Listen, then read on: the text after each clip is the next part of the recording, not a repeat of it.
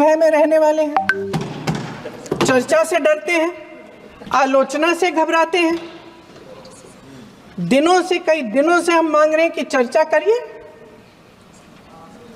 लेकिन चर्चा करने की हिम्मत ही नहीं है। एक कहानी होती थी अध्यक्ष महोदय, शायद बचपन में आपने भी सुनी होगी। राजा भेष बदलकर बाजार में आलोचना सुनने जाता था।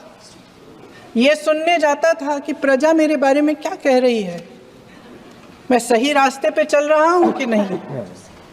लेकिन आज का राजा, भेष तो बदलते हैं आज के राजा, शौक तो है उनको भेष बदलने का, लेकिन ना जनता के बीच जाने की हिम्मत है और ना आलोचना सुनने की। भारत का संविधान संघ का विधान नहीं है।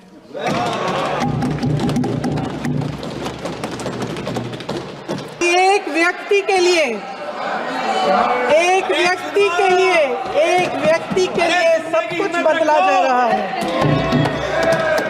सुनने की हिम्मत रखो। मैं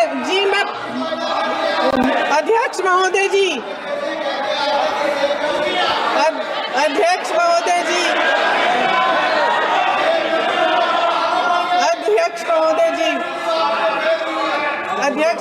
जी, अडानी जी को सारे कोल्ड स्टोरेज प्रदेश की सरकार ने नहीं दिए। अडानी जी को सारे कोल्ड स्टोरेज आपकी सरकार ने दिए। सत्ता पक्ष के मेरे साथी ज्यादा से ज्यादा अतीत की बातें करते हैं। 1921 में क्या हुआ, कब हुआ, नेहरू जी ने क्या किया।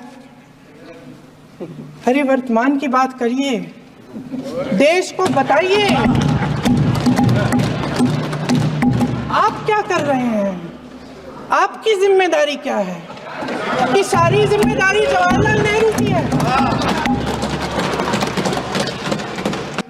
उत्तर प्रदेश में मुझे याद है कुछ अध्यापिकाएं प्रदर्शन कर रही थी, उन पर मुकदमा डाल दिया देशद्रोही का, उन्हें देशद्रोही कह दिया। इन्होंने देश का पूरा माहौल भय से भर दिया है।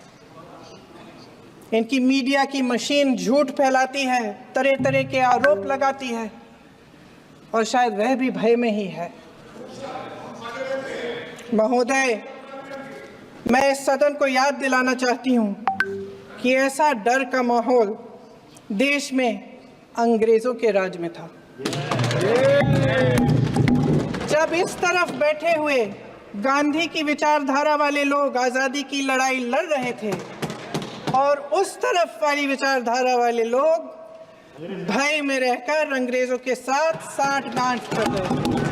इस देश की जनता ने खुलकर आलोचना की, निडर होकर धरने किए, प्रदर्शन किए। जब जब जनता नाराज हुई तब तब सत्ता को ललकारा, उसे चेतावनी दी, बड़े से बड़े नेताओं को कटघरे में खड़ा किया, उनसे जवाब मांगा, न्याय मांगा। इस देश के छोटे छोटे से नुक्कड़ की दुकानों में, चाय की दुकानों में, इस देश के घरों में, गलियों में, मोहल्लों में, अखबारों में, प्रकाशन घरों में, न्यायपालिकाओं में चर्चा कभी बंद नहीं हुई। लेकिन आज ये माहौल नहीं है। आज जनता को सच बोलने से डराया जाता है, धमकाया जाता है।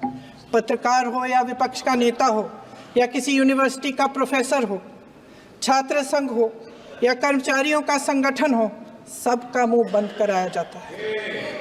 किसी पे ईडी, किसी पे सीबीआई, किसी पे इनकम टैक्स, फर्जी मुकदमे लगवाए जाते हैं, जेल में डाल दिया जाता है। विपक्षी नेताओं को जेल में डाल दिया जाता है, उनको सताया जाता है। सच्चाई ये है अध्यक्ष महोदय कि आज संविधान बार बार इसलिए कह रहे हैं क्योंकि इस चुनाव में इनको पता चल गया कि इस देश की जनता ही इस संविधान को